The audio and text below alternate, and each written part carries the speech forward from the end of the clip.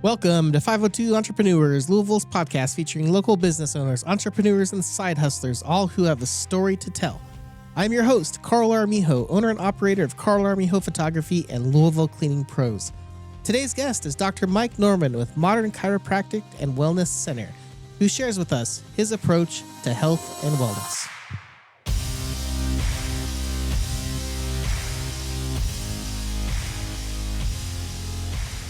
All right. Dr. Mike, hey, glad to have you here on our 502 Entrepreneurs podcast here. It's great to have you in the studio. I've been looking forward to talking to you about your business.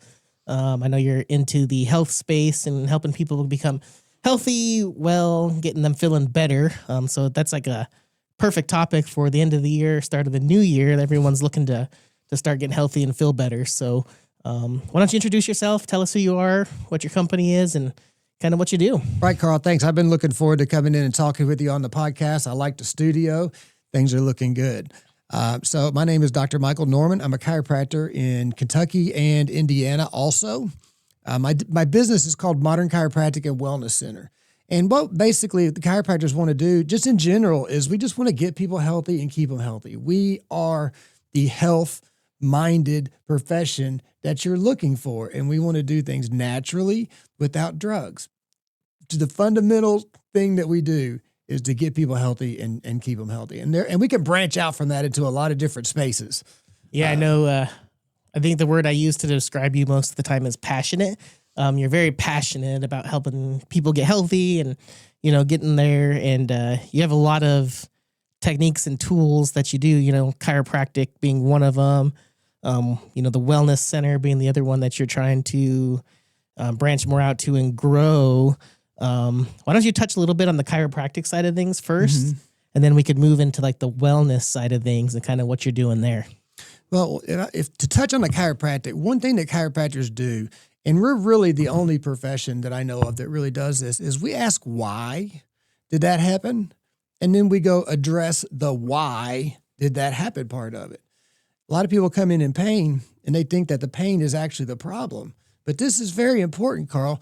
The problem and the symptoms of the problem are never, ever, ever the same thing. But we've been trained to think that the symptoms of the problem are the actual problem. We've been trained to think that the symptoms of neck pain and back pain is the problem. Now, let me tell you, it might be your problem, but it's not the underlying problem. And if you only treat the pain, if you only treat the symptoms of the problem and you leave the problem intact, then it's never going to get better. And it's only going to keep coming back. And just by the very word symptom of pain, deep down, it's not the problem because it's the symptom of the problem. And that's a big deal because we've been trained to think that the symptoms of our problem are the actual problem. And we never, ever treat the underlying problem. So the symptoms always return and things get worse over time. They never get better if you don't treat the actual underlying problem. In terms of chiropractic, neck pain, look at all the people who are on their phones all the time and they're hunched over and their heads go forward and their shoulders round off and they sit in a chair all day long at a computer and then they go and get in a car or a truck and they sit there and drive and then they go home and they sit in a chair and eat dinner and then they go sit on the couch and all day long we're hunched over and we wonder why our neck and back hurt. Right, yeah. So if we just want to go treat the neck and back pain, then the problem is that we're getting hunched over and we're never actually stretching backwards at all. If you don't want to be that hunched over old guy, you need to start stretching backwards on a daily basis and get back into extension. That is how you correct a problem, is you start making lifestyle changes that make your spine shaped the way it's supposed to be. And with the lower back, we should have hips that are level. And a lot of times people's hips aren't level.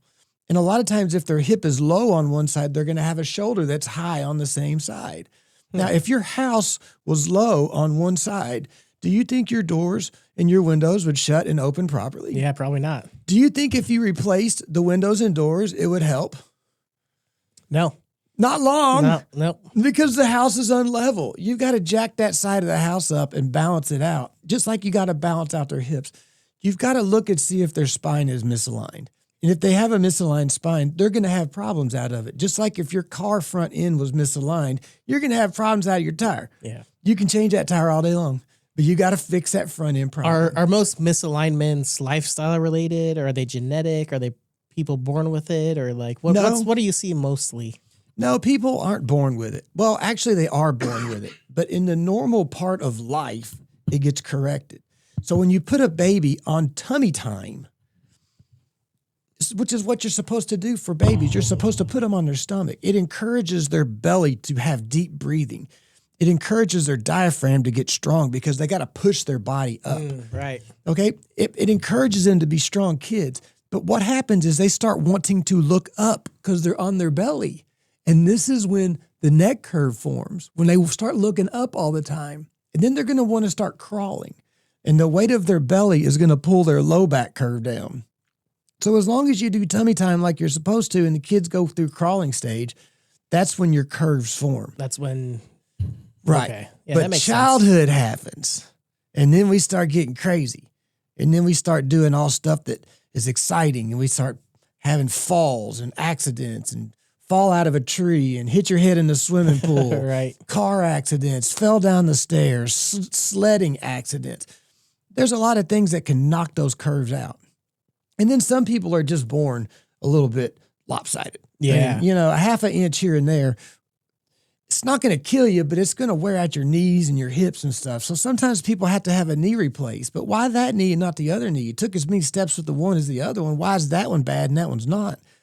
Well, because their hips are unlevel and their spine's misaligned and they don't carry weight the same between their legs. And every time you take a step, you may absorb 10 more pounds with that knee than the other one. But give it 30 years. Right. Then you'll start feeling the effects of your childhood. Yeah. So we want to correct these underlying problems. Not only that, but I teach people how to correct their own problems. And then we work together. Is that with like exercises at home and things like that to do? Or Exercises at home. And then there's devices that they need to lay backwards across and work on their posture and opening up their chest and getting their head back over their shoulders. Which device do you recommend the most for that? Anything works if you'll use it, but there's a device, it's a little arch called a back stretcher.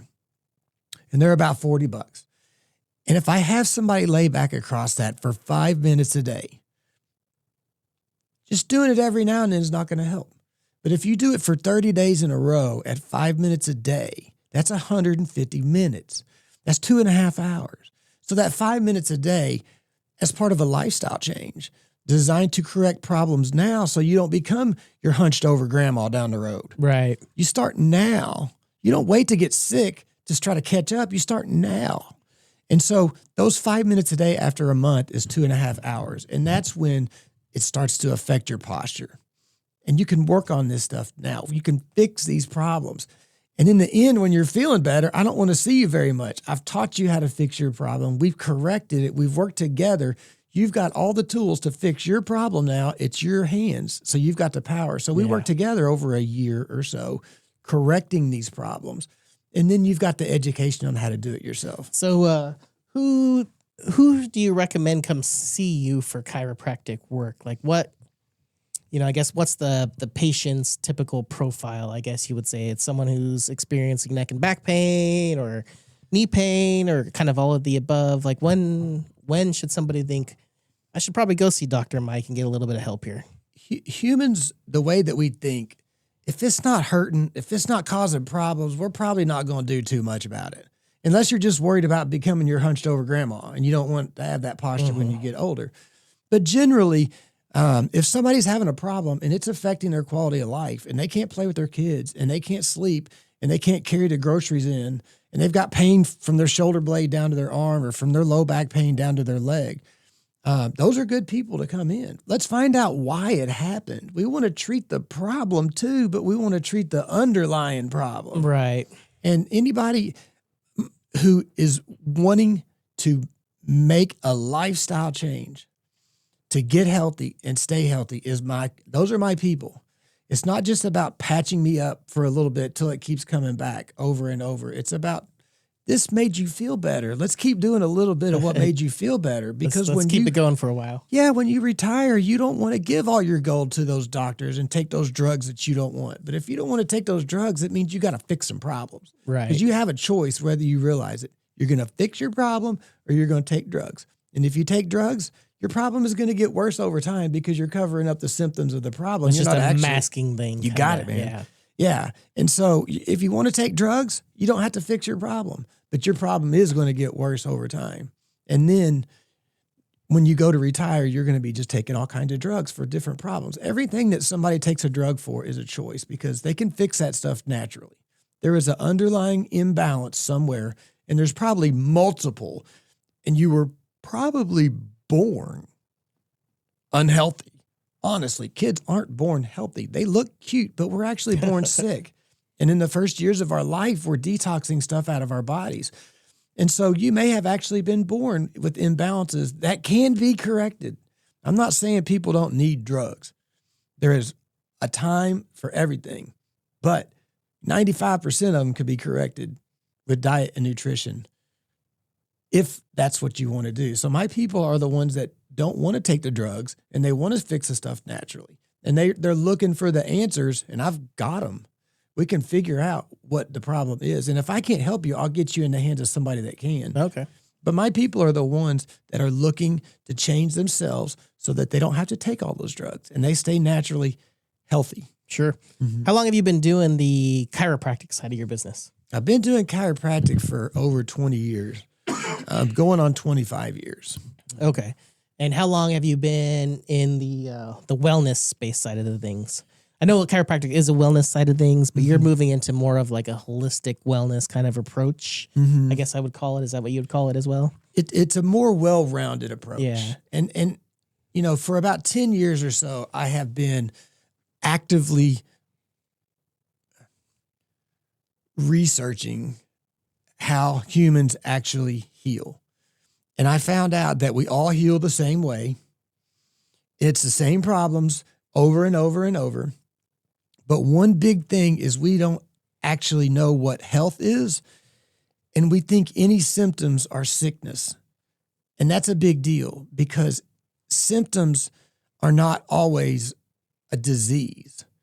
Sometimes the body needs to purge stuff from itself. And we consume more toxins than we can get rid of on a regular basis.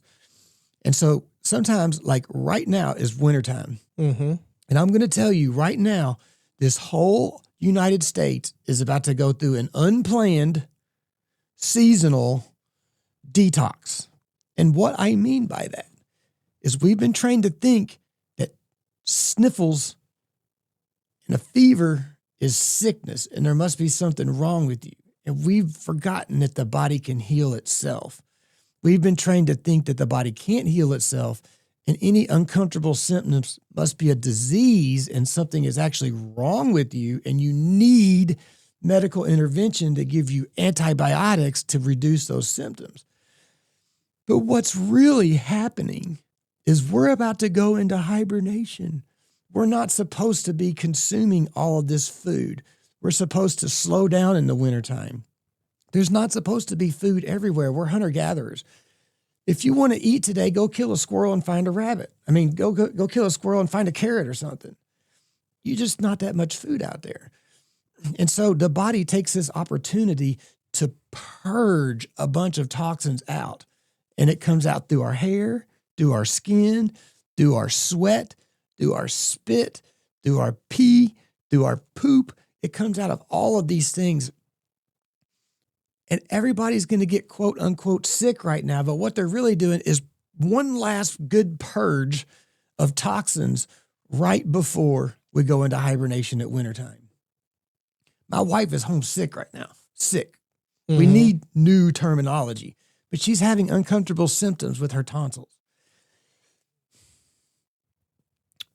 What is really going on is her body is purging crap out. And there's bacteria that the body can actually produce.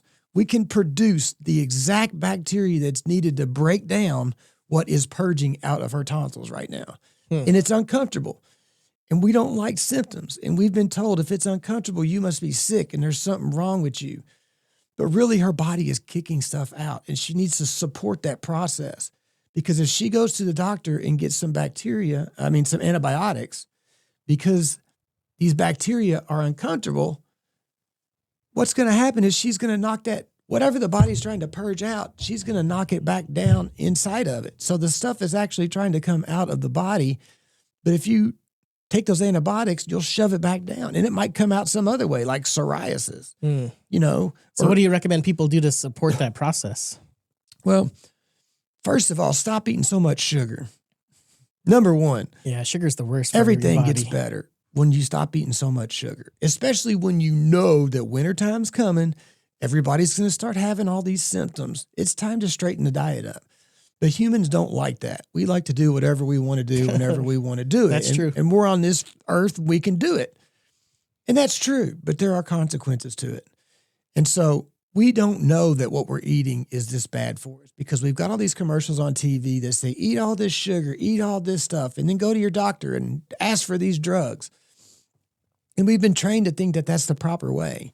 And even the food pyramid is not how humans are supposed to eat. That's the government guidelines for how they want us to eat. Right.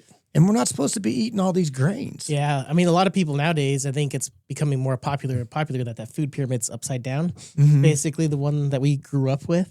Mm-hmm. It's got, all the carbohydrates and things like that on the bottom as like the big group you should be eating, and the protein and eggs and things, the cholesterol's on the top, when really that should probably be reversed, and you should be eating, way less carbohydrates and sugar and way more, right. Proteins and things like that. Let's just think logically. Do humans eat grass? Nope. Not really. Then why are we eating all them grains? Right. Cows can't even digest them. They got like 5 stomachs. They got to ferment it. That's why they fart all the time. Cows can't even digest it, and that's what they eat all day. Humans can't eat grass. It is not a sustenance food. We're meat eaters, man. Meat is all exactly in the right ratio, everything you need. It's the best multivitamin, just meat. It's already been processed by the cow. And so we're really meat eaters. And if we have to, we'll eat some vegetables. But we don't really like vegetables because there's not enough nutrition in them. And half of them, we got to cook everything too. Humans don't like eating raw food, and we don't like consuming water, for the most part. And so if we eat the way that the food pyramid says, we're going to get sick. We don't eat that way. That was never the way, the government asked for guidelines, and the researchers gave them guidelines on how to eat. And it said less dairy, less grains, but the Cattle Association said, ho, ho, ho, whoa, what do you mean less? The dairy people said, what do you mean less dairy? And we're paying the farmers to grow grains. Okay? Right. It's called subsidizing. I mean, you can't even grow the grains and make enough money to make a living. So the farmers the government has to give you money to grow grains. And we were starving. And if the government is paying the farmers to grow grains, you're going to eat grains. But here's the thing. Here's why you need people like me. Those grains turn into morphine in your gut. It used to be called gluten morphine. And that sounds too much like gluten morphine. Gliadin is actually what's in the gluten that we respond to. So gliadomorphin is the opiate that happens when you eat that pizza and you eat that cupcake and that bread. And it makes you feel so good because it's a painkiller. It's highly addictive, and it wears off in an hour. And what do? You go grab another cookie. You get more hungry. You just graze. So it activates opiate painkillers. But I'm going to lay one more layer on top of it. There's a researcher, Stephanie Seneff is her name, and we interviewed her on our podcast. She's a researcher that Robert Kennedy, up in The Politician right now, he used her research to sue Monsanto because Roundup causes cancer. Glyphosate, right? Glyphosate. It causes cancer. And it is sprayed on that at least 3 or 4 or 5 times. And even after they pick the grains, they spray it one more time because it dries it out quicker. And it causes cancer. So that bread at the bottom of the food pyramid has been sprayed multiple times with something that causes cancer. And it's highly addictive. And it does more than that. I don't even want to get into that. But This is what we're up against. Highly addictive food that activates opiate painkillers that keeps us in an addiction reward cycle and causes cancer. Yeah, I noticed that cycle for sure. You know, I think I've mentioned this to you before, but I have type 2 diabetes currently. And, you know, I've really significantly reduced the amount of carbohydrates and sugars that I eat in my diet. But I notice now when I do eat a pizza, I'm hungry fast again. But if I eat a steak and eggs, I can go hours and hours and hours and not feel hungry, you know? And it's like, I think it's exactly what you said. It's that reward cycle that just like activates from those grains and that kind of stuff. And you've gotten to the point where your body's just not responding to your insulin anymore. And so it's tough regulating your blood sugar. Now your brain is going to run on two things, fat or sugar. And you know, Dr. Atkins was a Atkins diet, but he was a diabetic doctor. His whole thing was about reversing diabetes. Get your sugars under 20 grams a day or less, and you can reverse diabetes. Under 20 grams of carbs per day, and you can reverse diabetes. But your brain loves some sugar. It prefers it. But if it's not getting sugar, it needs to get fat. And so if you're going to go low sugar, you have to go high fat. Fat is not the demon. Just because cholesterol is present at heart disease doesn't mean it causes it. No more than firefighters present at a house fire. They did not cause the house fire. Right. They're there trying to do damage control. And there's a bunch of new research coming out now that is like kind of backing that kind of thing up, right? That the cholesterol numbers aren't necessarily. They've already done all the correlation research. to that's a distraction. Kind of stuff. It's a distraction. We know how it works. You can do new research, but they're just redoing old research. Cholesterol is there to help to repair the problem. They gave away a long time ago, they gave away a Nobel Prize to a guy named Linus Pauling, and he was a vitamin C researcher. Humans have a genetic issue, and we do not make vitamin C. Every other animal on Earth, except for humans and monkeys, and I think guinea pigs, every other animal, their bodies make vitamin C. Vitamin C deficiency directly causes heart disease. And we don't make vitamin C. And every other animal does. That's why dogs don't get heart disease. That's why cats don't get heart disease. Monkeys, elephants, nobody gets heart disease but humans because we have lost the ability to make vitamin C. Interesting. Yeah. Vitamin C makes your arteries real soft and rubbery and able to expand. And when you don't get enough vitamin C, they turn into like a water hose in the sun. They get cracks in them. And they can't expand, and they're not rubbery. They're hard plastic. You following me? Vitamin C deficiency equals cracks. You ever do drywall? Yeah. You know what spackle is? Yep. So spackle comes into cracks and fills it in. Right. That's what cholesterol is. It's spackle. It's trying to reinforce the cracks in the walls because you're vitamin C deficient. The more vitamin C deficient, the more cholesterol. How do you recommend people get their vitamin C? Whole foods. Back to the old apple a day. Or drinks that have it in it. Or if you need to get it from a pill, it needs to say whole food vitamin C because vitamin C is not ascorbic acid. That's a part of the ascorbyl molecule, but it's a big molecule and it doesn't work by itself. It needs the vitamin C. It needs the whole vitamin C complex with the associated bioflavonoids to activate it. So ascorbic acid by itself is okay, but it's an incomplete molecule. It's like that car out there. Looks like a car, but if you take the engine out and you take the transmission out and the gas pedal out and the steering wheel out, it looks like a car, but it ain't going to work. It's not driving. Yeah, you need the whole vitamin C molecule. Yeah. What's your diet philosophy personally then? Like what are you eating on a daily basis kind of? Well, I have gotten myself under control. And what that means is that I intentionally do not eat all day long. The more I eat, the hungrier I am. And if I eat breakfast, I am going to be hungry at lunch. If I don't eat breakfast, I'm not hungry at lunch. So for me, the less I eat, the better I feel. And I have recently switched over to doing carnivore. Okay. I've done 2 or 3 podcasts on the carnivore diet. And it's not about eating meat, and it's not a diet. It has everything you possibly need in there. You don't even need vitamins. Honestly, if you just eat carnivore, it's got everything in a perfect ratio. And you can eat as much as you want to. There's no diet part of it. But it's about not eating vegetables. It's about not eating things because there's a lot in the vegetables that we react to. And people get a lot of joint pains and a lot of fatigue, and they feel just yucky all over. And it's amazing. We've been taught to eat vegetables, but if you eat that way, you're going to probably get sick.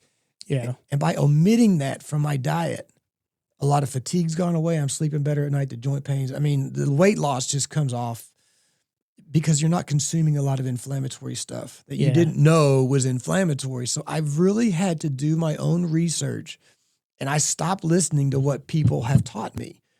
People that were smarter than me that I trusted. I've got to go do my own research on stuff. And I've learned that 80-90% of what I was taught in school was just flat out wrong. Yeah. I've read about the carnivore diet. I feel like everything I've read about it and kind of, I don't follow it strictly, but I have tried adding significantly more meat into my diet and less vegetables and less bread and, no less pasta and, like that kind of stuff. And I feel better when I do it. I'm full longer, that kind of stuff. But it goes against everything that we were taught growing up. And so I feel like it's hard to convince people that it's the okay thing to do. And when you try to discuss it with people, they kind of freak out right away. Hey, you're not eating vegetables, you're not eating fruit, you're just eating meat. And it's like, getting your health and losing your health has a way of making you more open-minded towards stuff. We are our own problem, and we cause this problem by what we put in our mouth. And just because there's consequences and you don't know them doesn't mean you're immune to them. Right. Be open-minded about stuff, because I like vegetables. I don't honestly like doing the carnivore. I really don't. I miss the vegetables and the fruit and stuff, but I like the results and I like the reward. It's so easy to cook some meat on a Sunday, and I do eggs throughout the week too. But just cook meat on a Sunday and then eat throughout the week on that. We do one load of laundry. It takes 5 minutes to eat, 10 minutes to eat, takes 5 minutes to cook it up, 15 minutes, we're already eating and the stuff's already cleaned up. Right. It saves so much time. Yeah. It saves so many plates. But there's a whole come up addiction wrapped around eating. There is, yeah. Just like a drug. You've got the part where you got to go, let's talk about alcohol. You got to go get the alcohol. You got to go to the store. You got to get it, buy it, get it from the guy, bring it home, have it ready, put it in the fridge. That way when you open it, it's all there. And then you get to enjoy it. There's this whole aspect about drugs, and food is a drug.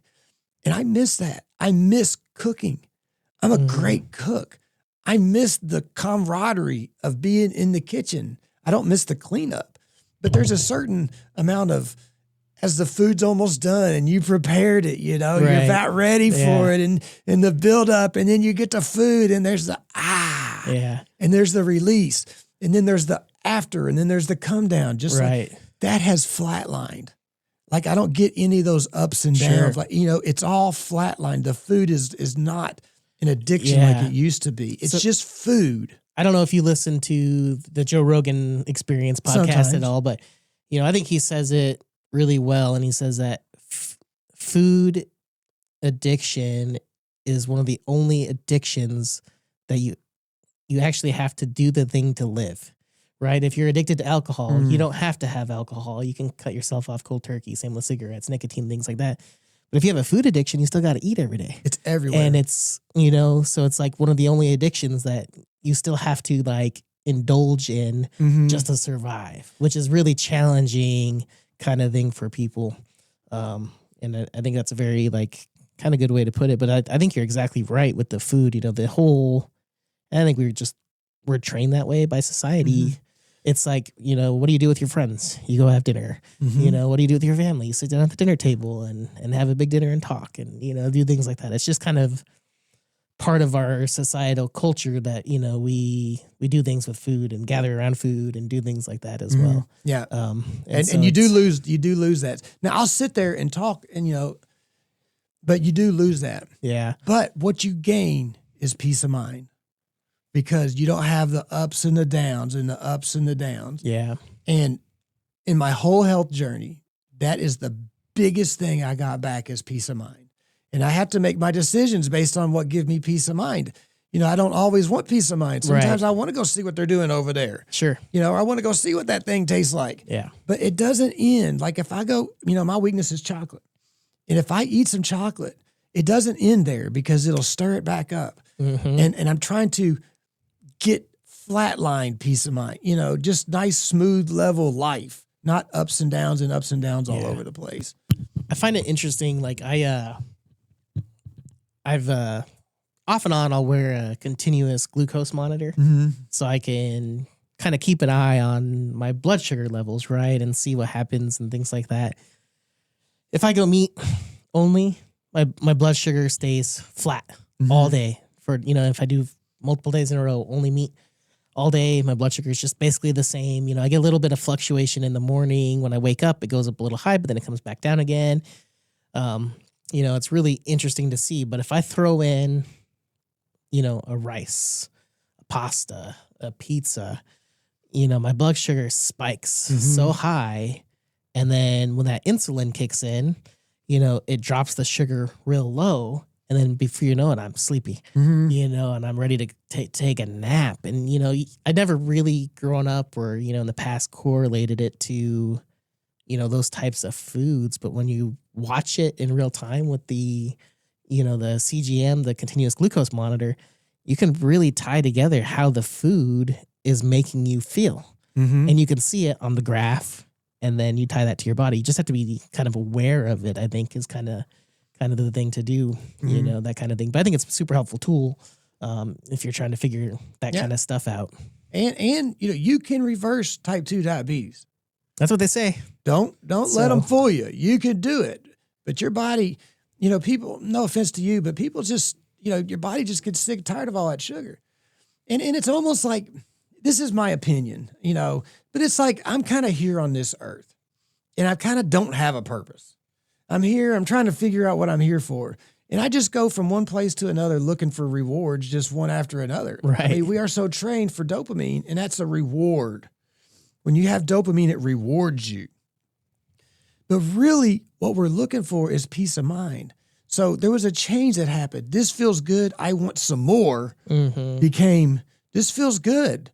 I'm content. I'm going to stay here. I'm content. That's serotonin. That's the peace of mind and the balance that we're going for. Yeah. But I like getting crazy and doing stuff that throws it off just like any other ones, Yeah. like anybody else. But you've got to be aware of it.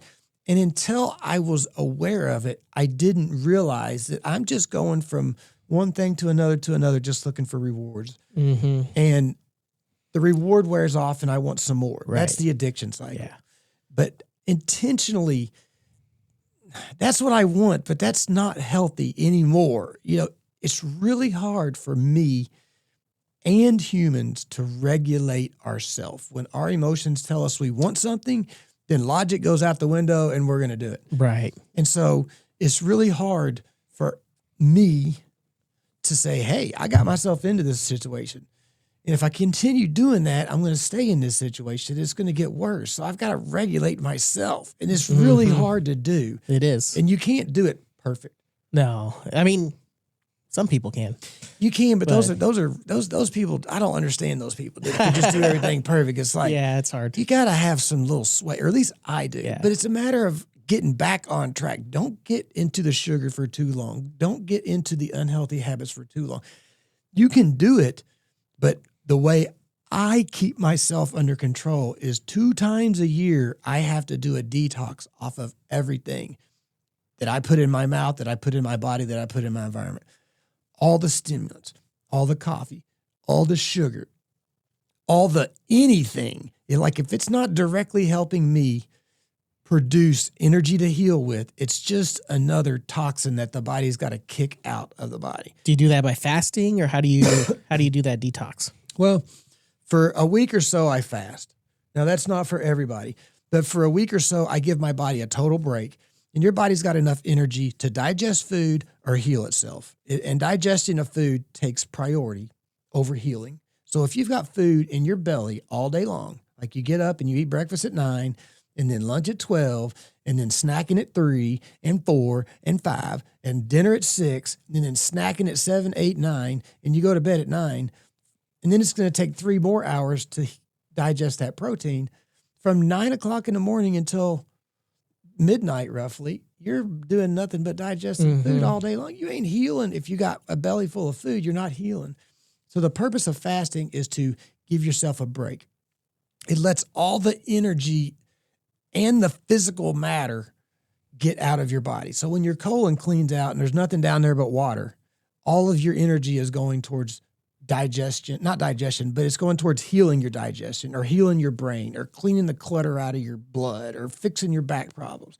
If food is a distraction when it comes to healing. So when you fast, you're getting all of that food out of there and all of your energy is going towards healing. And you do that for a week, twice a year? I fast for a week going into 5 more weeks of detox. Okay. And I get all of the junk out of my diet, especially all the sugar. I usually take some supplements to either address yeast or bacterial issues or parasites. There are herbals that you can take to actively kill off those things. But that's all post-fast. Mm-hmm. Yeah, that's all post-fast. That's when I start introducing the food back into my diet, and it's going to be carnivore is what it's going to be. So no junk and nothing but good. And then some supplements to kill off. These are targeted antimicrobial type supplements for a specific purpose. Yeah, I mean, it sounds extreme, right? To fast for a week and then do another 5 weeks of a detox. And I know you believe in it and you're passionate about it.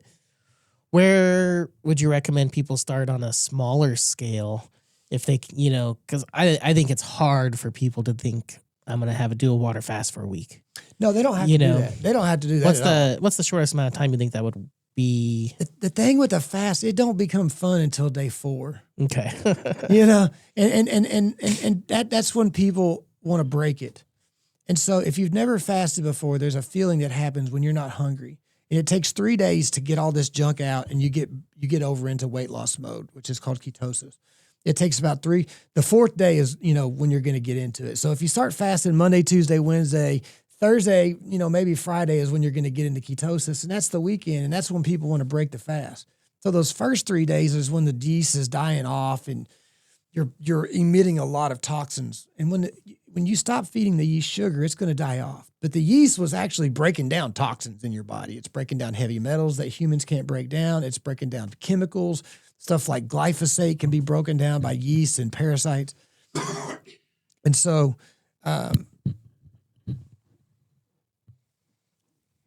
day 4 is when you get to feel the fun part of the fast.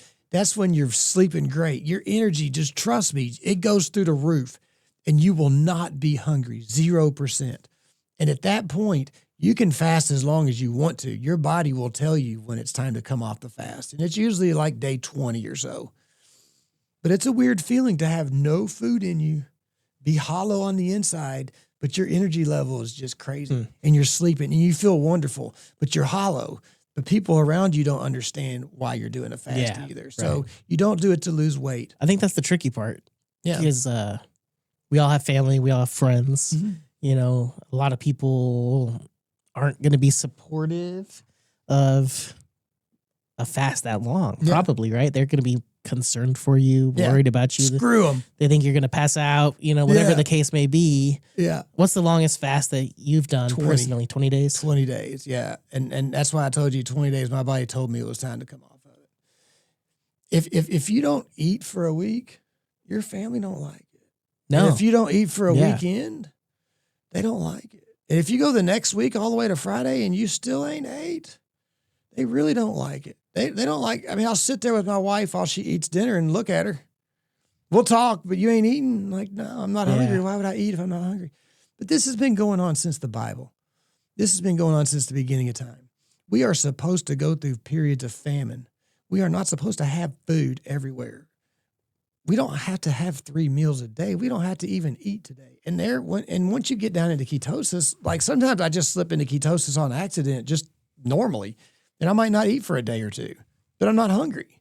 And it's like, if I'm not hungry, why am I intentionally going to eat? Because I'm supposed to.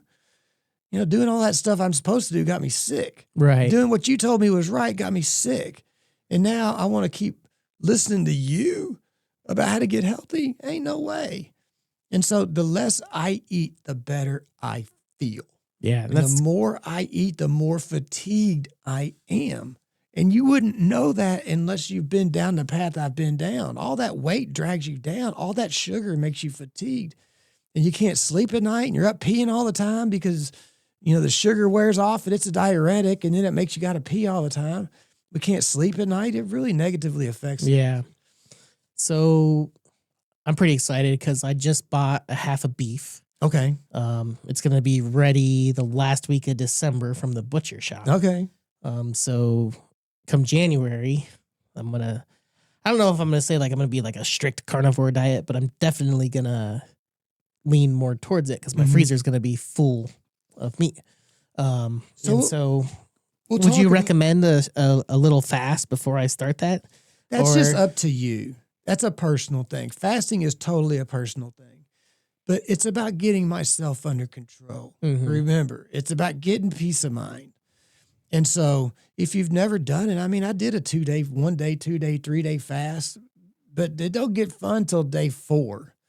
And that's just a personal thing. But is it different for everybody? Everybody's goals are different. And some people, you don't start off on a 20-day fast because your brain don't know what to think. Oh, you're going to die. Right. No, the first time you're all in your head and your brain doesn't know what to think.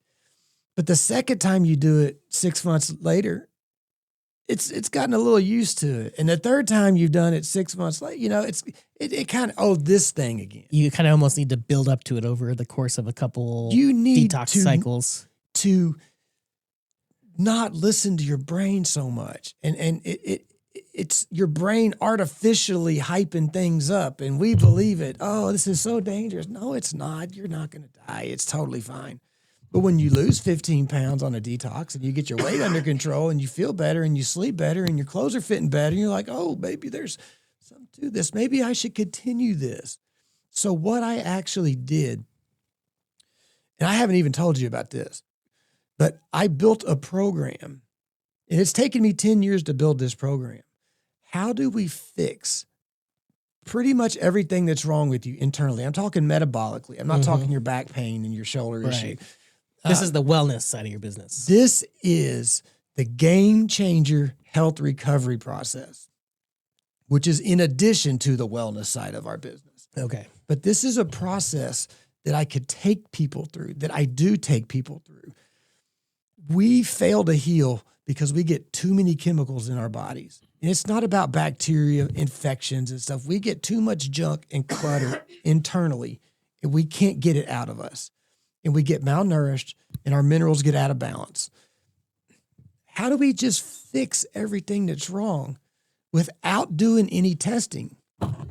When they're doing this blood test, they're not even looking in the right area of the body for what's going on. Your blood should always be perfect. So they're trying to look in the blood, which should always be perfect, to find out what's wrong, but the blood should always be perfect.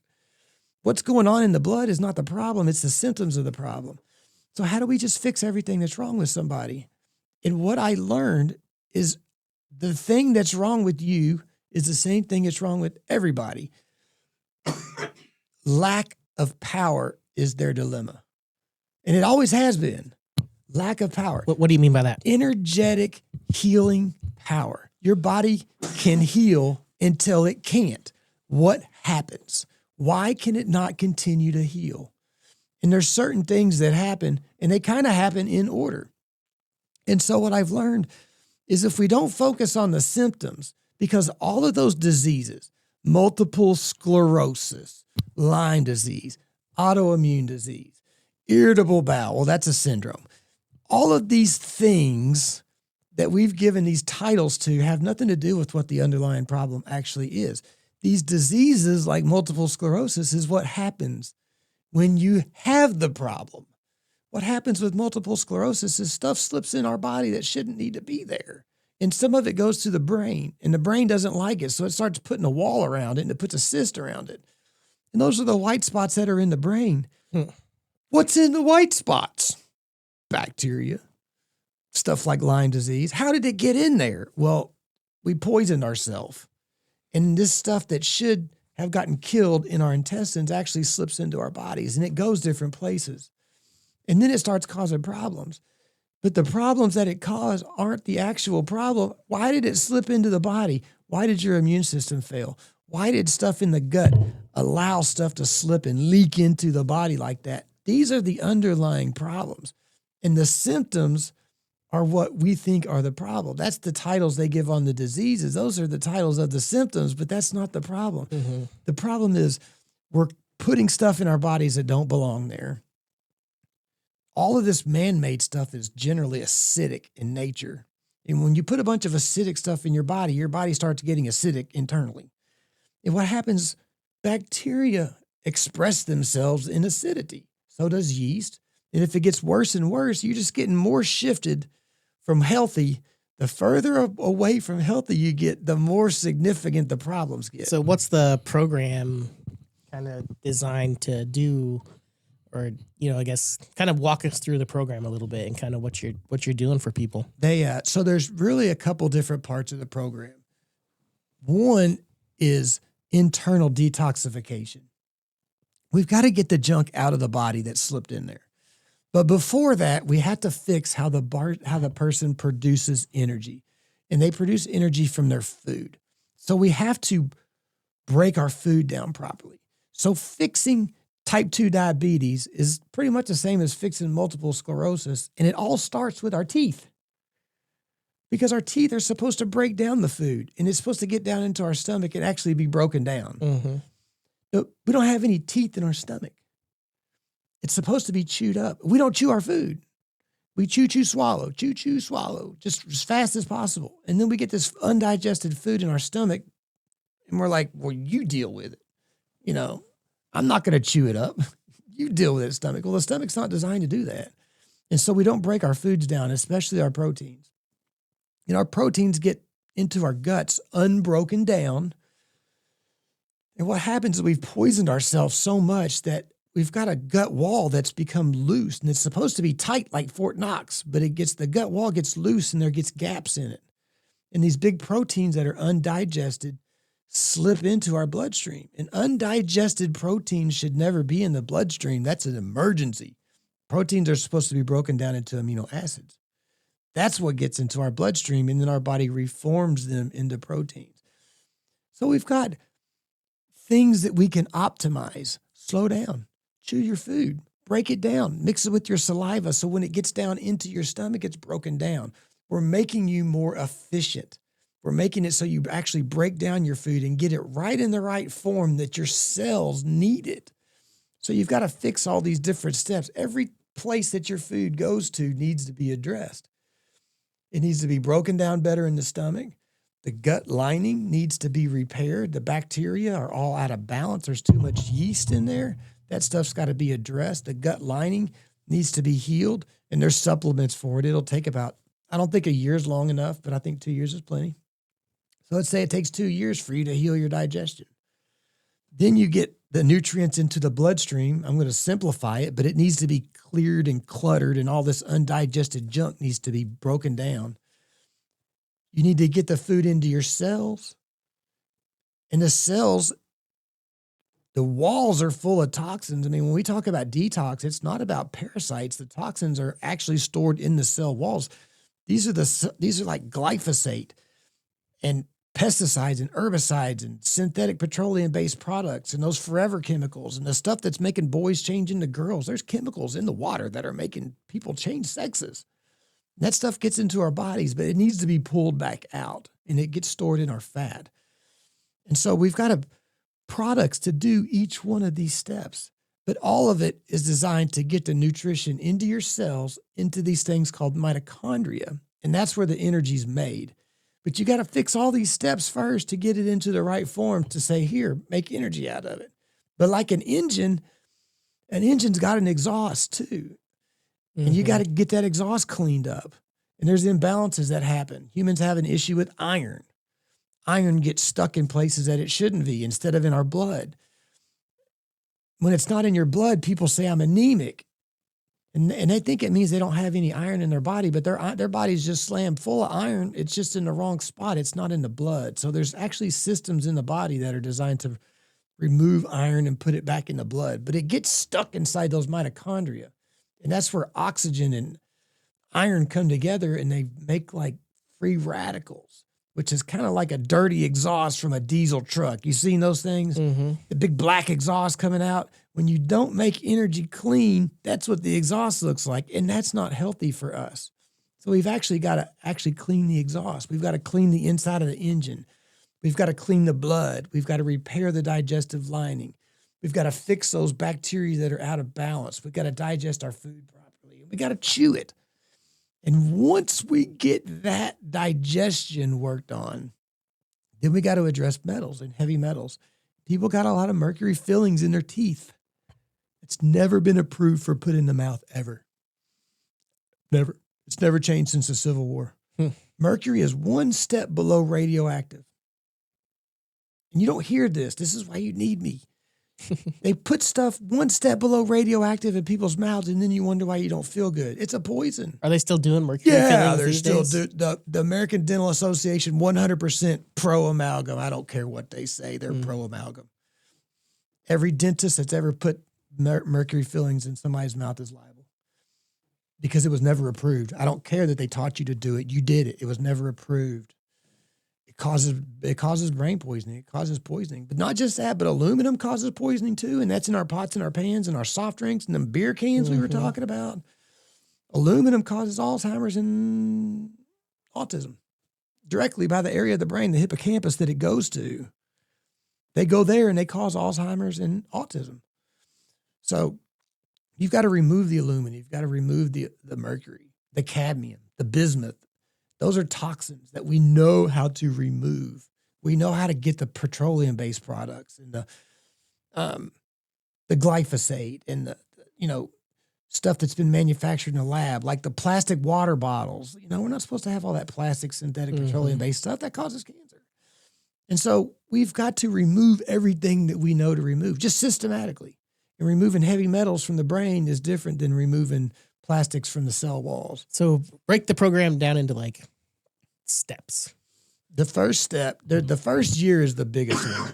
You give me a year, and we're going to be really focused on the digestion. We're going to be focused on correcting underlying problems, not treating symptoms.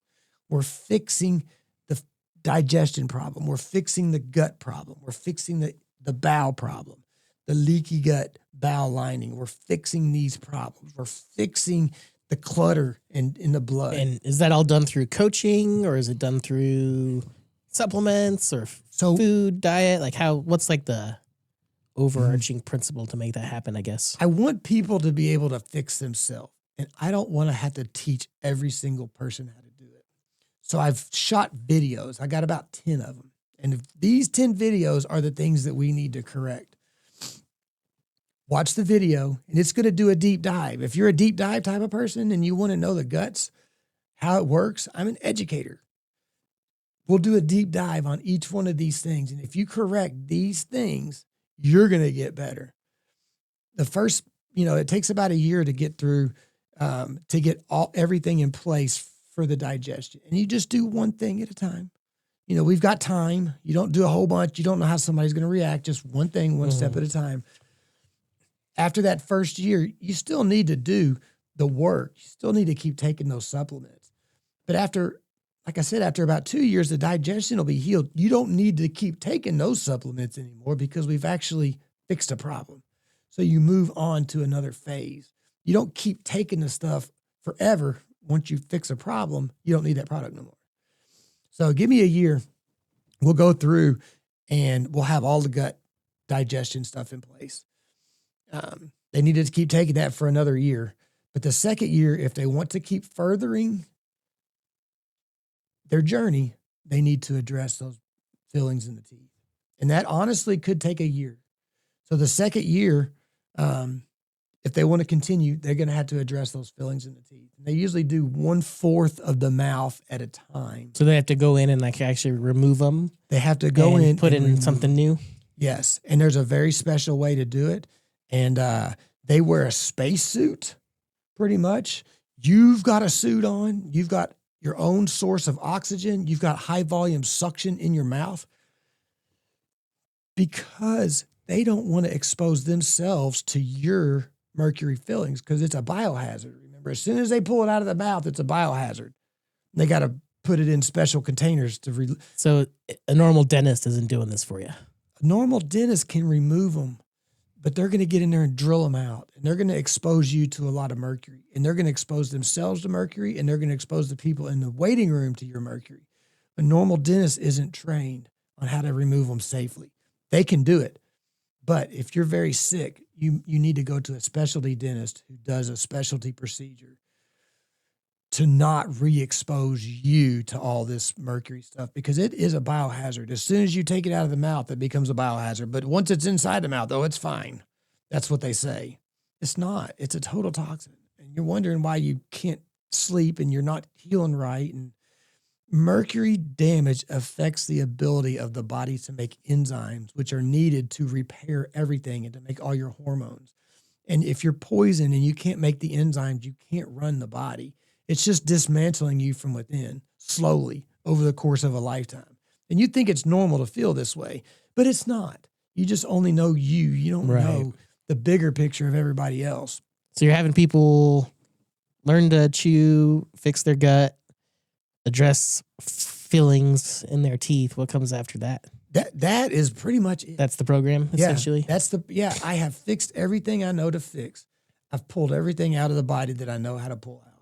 There's other intricacies in there I left out, but we're essentially rebuilding your vitality and your ability to heal and just your natural ability to thrive by removing as many toxins. If I could find other ones to get out, I'd do it. But this is the best I could do.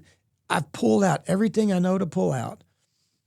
I fixed how you chew your food and how you digest your food. I fixed your leaky gut syndrome. We've got some energy back into you. And all this other stuff's not dragging you down. You're going to lose weight because every 6 months we're going to do a little detox.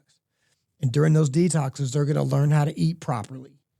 And then they're going to lose weight. And over time, they're going to know how to eat properly. And they're going to know how to detox that stuff out of the body.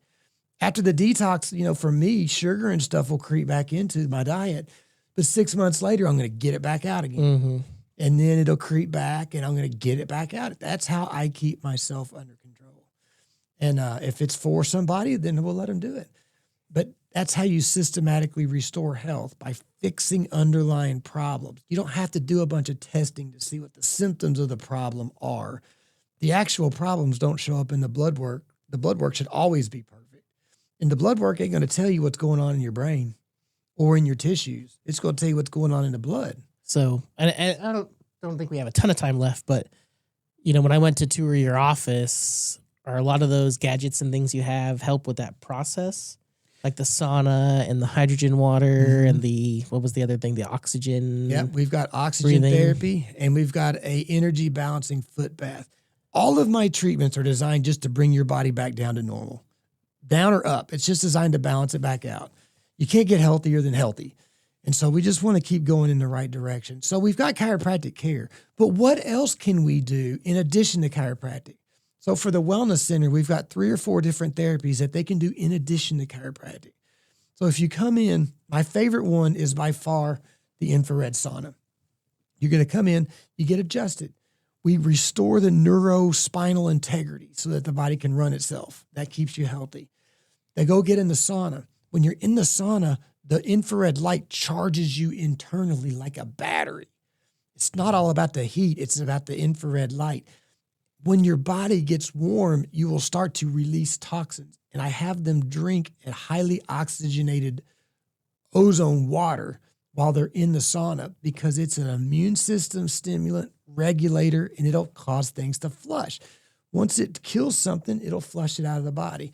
So they get in the sauna, they charge their battery up, they get a good sweat on for 20 minutes or so, and they drink that water, which is going to encourage stuff to flush out of. On a regular basis, these are things that you can do to stay healthy. Don't wait to get sick when you got to do a whole bunch all at once. Do a little bit along the way. Or they can breathe the hydrogen breathe the hydrogen gas and drink the hydrogen water. It's the smallest molecule we got. It'll go all throughout the body. It'll go right up into the brain. In places like Japan, they have hydrogen bars like a coffee bar where they stop on the way to work. They do a hydrogen therapy and it peps them up. And then they go on to work. It's donating electrons. That's going to help the body break stuff down into water. It's going to help it detoxify. And if you do the hydrogen, it will detoxify for you. So it saves your liver and it'll help it. Are there any out. good consumer hydrogen products out there? Hydrogen therapy has been around for a long time, but you're starting to hear about it. But we run on hydrogen and oxygen. Anytime you can get H's and O's into you, it's going to be good. They have the hydrogen pellets, which are better than nothing. You put it in the water and it bubbles and it fizzes like an Alka-Seltzer or something. Yeah, It produces I've hydrogen. seen those. It's better than nothing, but it's on the low end of strength. And so when you actually go breathe the straight hydrogen, that's really what you're after. And then as you're breathing it, you're also bubbling it through a water. So once you breathe it, you've made this hydrogen water, which we put in your glass, and then you drink your hydrogen water too. You really need the setups in the doctor's offices for strength-wise. But if you want to do the hydrogen pellets, just do more than one a day. You know, consistency matters more than dosage sometimes. You know, do it twice a day versus once. Gotcha. It's easier to tote them around, but you're just not going to get the better benefits. What about those water bottles that say they're like hydrogen water bottles? That's what I'm talking about, stuff like that. It's better than nothing. Better than nothing. Yeah. And but molecularly, if you're breathing straight hydrogen for 20 minutes, it's going to be a whole heck of a lot more than what little bubbles happen. And a lot of the bubbles are going to escape. The hydrogen is going to escape anyway. So it's got from, you know, the bottom to the top of the glass to absorb into it. If the glass was taller and skinnier, it would have longer to absorb. You see what I mean? So it's just, it's better than nothing, but it's not as effective as you would think. Gotcha. And the other thing that we have is an energy balancer foot bath. You put your feet in water, and there's two parts of the therapy. There's the first half, there's the second half. It's going to put negative charge into you, then it's going to put a positive charge into you. And it helps to balance your energy systems. Also, the water will change colors. As part of the energy balancing that happens, it will detoxify. And there will be stuff in the water that was not in there before the water. It's kind of a gimmick to look at the water and say, ooh, look how these colors, blue means gallbladder and yellow means liver or something. I don't buy into that too much. I think that it's the energy balancer. It will balance your energy systems and it will promote detoxification. But it does more than just make the water colors and detoxify. People sleep phenomenal, pretty much on all these therapies. When they go home at night, they sleep great. But it's all about producing energy. How do you get the body producing energy more effectively? You get rid of the baggage, and then you give it what it needs. And then you just get out the way and let the body run. You know, you don't have to be, the goal is not to have to take supplements your whole life. Right. Or at least a lot of them. But sometimes you need them for targeted things, but you fix a problem and then you don't need that. You're always going to need vitamin C and you're always going to need magnesium. That's just a given. Which version of magnesium do you recommend? Because there's so many out there when you go. There's so many of them. There's one called magnesium malate, which is really good for muscle soreness and muscle pain. There's another one that I fought for a long time. It's called magnesium threonate. And they've bonded it to something that will cross into the blood-brain barrier and get into the brain. And it has really significantly helped people sleep. People with not able to do higher order brain functions, juggle, multitask. That's a special version of it. I fought it for a long time. I take that one every day. Magnesium 3 and 8. Yeah, you got to take, I don't know, I take 2 of them at night and maybe 1 of them in the morning. Yep. But I fought it for a long time until I looked into what it actually was. And they bound the magnesium to something that already has a receptor on the blood-brain barrier. The brain is designed to accept it. And so that's how the magnesium gets through the blood-brain barrier, is whatever they bound it to. That magtein is the thing, magtein. That's the one that'll cross the blood-brain barrier. And I've seen significant results with it. So you can't go wrong with malate or magnesium threonate. Magnesium oxide is such low quality that it actually takes more energy to transport it into the cell than it's going to help the cell even make. You can use it, but it's going to cost you to even use it. What about the glycinate? Glycinate and bisglycinate are another very fine, acceptable form of magnesium. We've got a powder.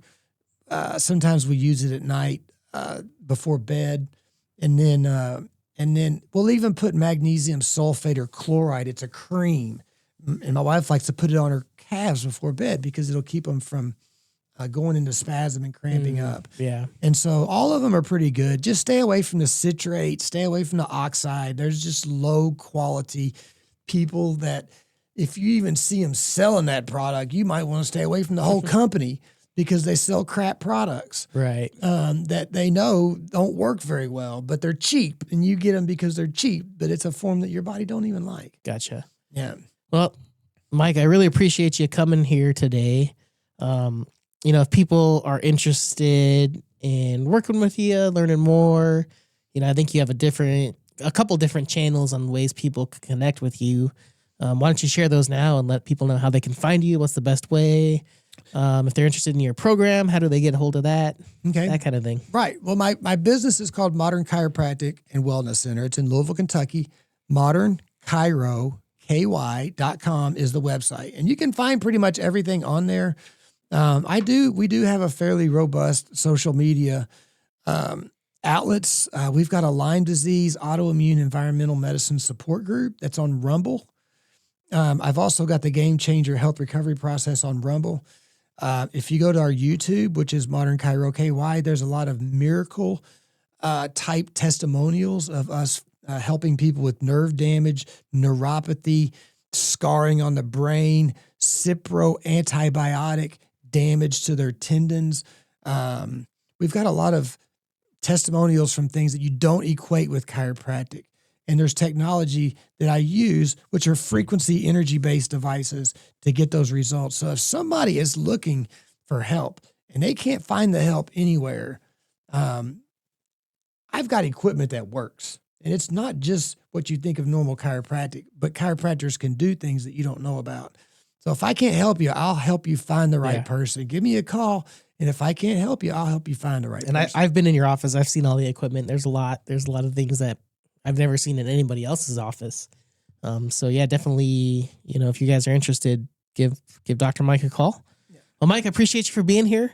I really enjoyed the conversation. I think there's a lot of information there for people to absorb and digest and things like that. And like I said, you're very passionate about it. You can tell it comes through with the way you talk about things. And so I really appreciate that. When you know how to heal, it's fun. And when you realize that 90% of what you were taught in school is not even true, and if you listen to them, you're going to have a tough time healing. That was a big shift when I realized that there's a whole different way to look at all of this. And the biggest issue is we think the symptoms are the problem. That's the biggest issue. Right. As soon as the symptoms go away, we think we're good. That paradigm shift opened a door to actually what healing truly is. Like actually fixing stuff and resolving problems, it opened the door. Sure. I appreciate you. All right. Thanks. Appreciate it.